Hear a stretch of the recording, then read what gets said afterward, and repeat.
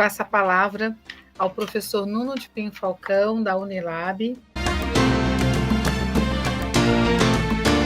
A figura do Padre Heitor Frisotti é que ele nos permite pensar complexidades muito mais amplas, historicamente falando, do que aquelas que são aquelas específicas da vida dele, sobretudo em Salvador. Quem estuda a Igreja Católica tem que ter a seguinte perspectiva.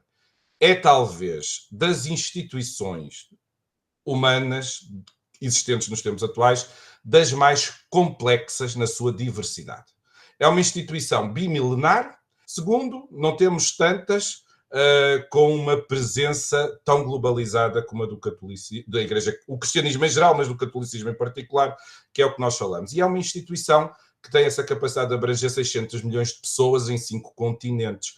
E isso traz-lhe um grau de subjetividade muito grande. E de uma instituição que tem por definição e por natureza o conceito de reforma, ou seja, a de se constantemente atualizar para se adaptar aos tempos. E o Padre Frisotti é um bom exemplo disso, não é? Porque ele representa uma igreja em transformação. E isso é muito importante. Porquê é que eu chamo a atenção disto? Porque nós temos no seu texto, e bem, uma certa tensão entre um catolicismo, e essa tensão, ela é complexa, porque ela não desapareceu, ela sobrevive, ainda existe, ainda é algo que se faz. A própria transformação, ela implica temporalidades. Podemos pensar, por exemplo, o Padre Frisotti, que é alguém que se ordena já no pós-Concílio Vaticano e que, portanto, o seu pensamento é pós-Concílio Vaticano. Não é a mesma coisa que nós pensarmos, por exemplo, nos bispos com que ele vai encontrar em Salvador, que são pessoas que, possivelmente, pela época, que se ordenaram ainda no pré-Vaticano II. O Brasil, hoje, é um bom exemplo de como existem tanta diversidade na Igreja Católica. Porque temos um país que vai de grupos extremamente conservadores a grupos extremamente progressistas dentro da mesma igreja e sob a autoridade do mesmo Papa. Percebe? E isso demonstra-nos essa diversidade.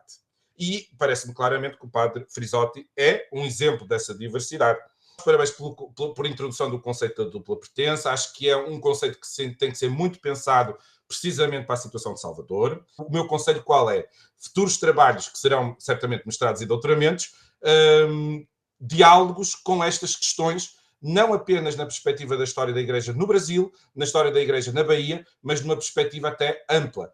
O Padre Frisotti, ele tem uma particularidade para a Igreja da Bahia, para um determinado momento histórico, mas a sua figura, ela dialoga com muita coisa da própria história do mundo católico. Uma outra questão, que é esta dupla pertença, que nós estamos aqui a falar, que não é apenas o do Padre Heitor Frisotti, mas é muito mais frequente, talvez, podemos assim dizer, essa dupla pertença da população de Salvador, que sendo batizada na Igreja e que mantendo a sua prática católica, também mantém as práticas das religiões matriz africanas. Toque o tambor, o atabaque, a calimba, toque a guitarra, a cuíca, as marimbas, juntando a voz num só canto a quem traz, desde a manhã África um grito de paz.